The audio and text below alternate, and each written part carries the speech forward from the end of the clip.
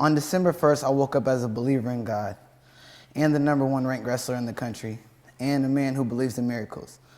And by that afternoon, my life was put to the test. And that day, I'll never forget. I'll never forget what I've been through because God was there with me through it all. For the first time in my life, I had to walk by faith and not by what I seen, because everything that I seen told me just not to believe.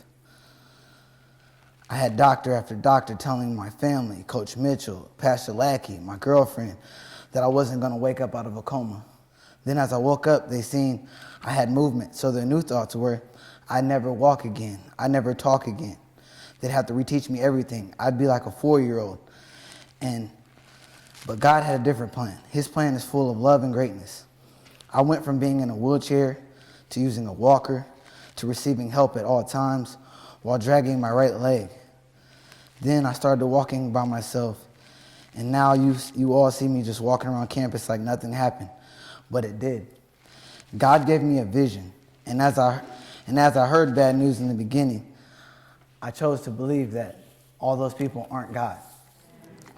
Walking on faith may be hard at times, but that's when you have to choose, do I let God down or do I trust and believe that anything is possible? And I'm glad I chose God, because I've seen my vision come to reality.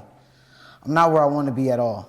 I'm still having doctor's appointments, I'm still having therapies, and I'm not cleared to get my national title and don't know when I will be.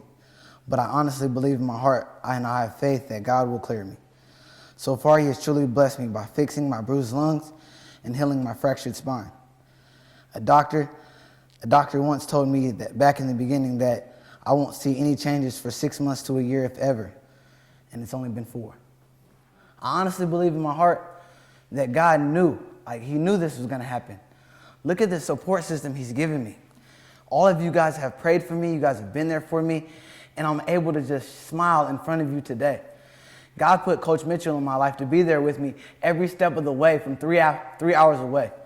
The whole time that I was back home, he was still texting me, calling me, talking to me, just making sure I'm okay. He could have written me off once he knew that I wasn't going to be able to benefit him, but he didn't choose to take that path. He chose to actually be there for me. All of you guys will be able to be there for me. My girlfriend she's put her whole life on hold just to be able to help me through all of this. Honestly, my motivation through all of it is just simple.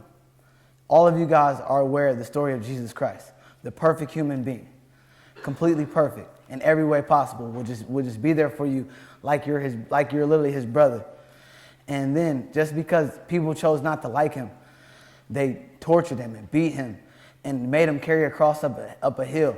And as he's sitting there, as he's laying there, he never once complained. You never heard Jesus say, oh, this isn't my fault, it shouldn't be fair, this isn't fair, they did this to me. All he did was just pray for all those who wronged him. His exact words were, forgive them, Father, for they know not what they do. And if Jesus Christ can go through getting beat and spitting and totally disrespected and still having to just be hung up on a cross, then I can get through this. Thank you.